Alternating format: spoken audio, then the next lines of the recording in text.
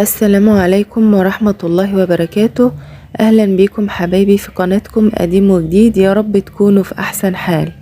النهاردة معانا أكلة ممكن تنفع غدا، ممكن عشاء، أكلة سريعة وسهلة، وممكن يتعمل جنبها أي إضافات يبقى معاكي وجبة متكاملة. ممكن تعملي معاها بطاطس مقلية، ممكن كرنبيت مقلي، ممكن هي نفسها تحط لها اضافات هنعرف واحنا بنشتغل تعلي من قيمتها الغذائية. معانا دلوقتي ان شاء الله بصلة مفرومة، مش ناعم قوي ولا خشن قوي، زي ما انتوا شايفينها مكعبات صغنونة كده. بندبلها على النار مع ذرة ملح عشان تتدبل معاكي بسرعة. بنضيف لها لو عندك فلفل الوان، زي ما انت شايفة معايا كده، احمر اخضر اصفر، المتوفر عندك بتحطيه.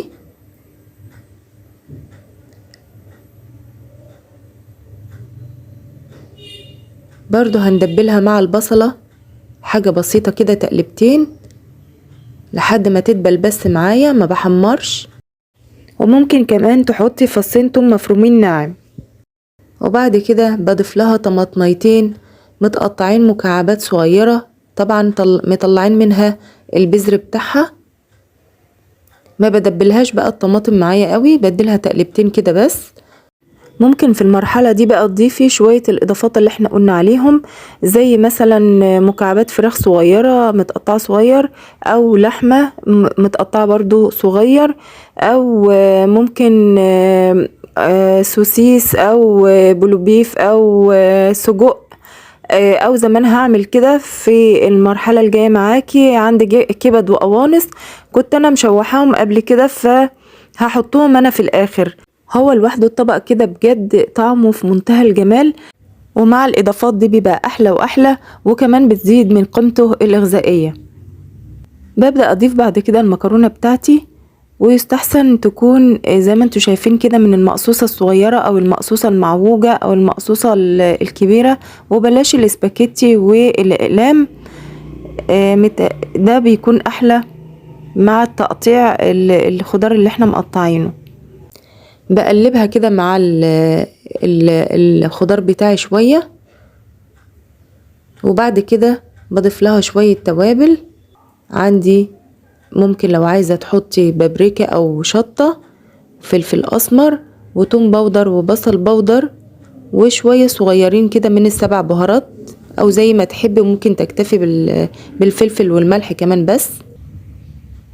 بعد كده بحط لها معلقتين 3 صلصة، ما بزودش، مش عايزاها حمرة قوي زي المكرونة العادية الحمرة، لان الاضافات اللي عندي هتديني برضو نكهة وطعم ولون.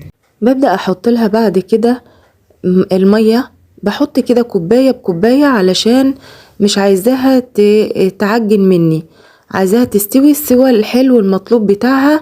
فبحط المية كوباية بكوباية، ويكون ياريت المية معايا جنبي على النار او في الكاتل بتاعي بتغلي، يعني احطها وهي سخنة، وبغطي عليها وبسيبها كل كوباية كده اسيبها تستوي لحد ما تدخل معايا في السوى المطلوب بتاعي زي ما انتوا شايفين كده.